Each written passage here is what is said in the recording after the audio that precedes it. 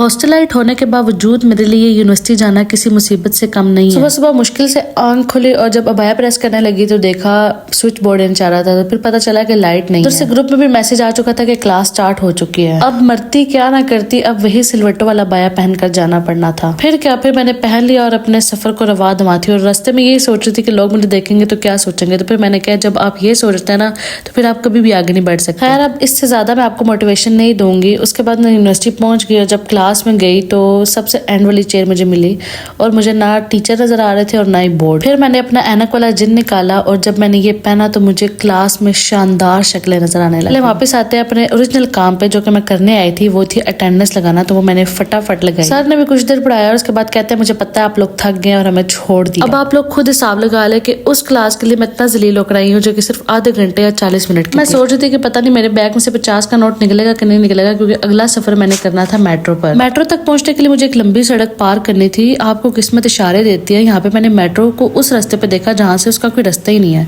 खैर मैंने इसे देखकर इग्नोर किया और मैंने कहा नहीं आगे मेट्रो मिल जाएगी।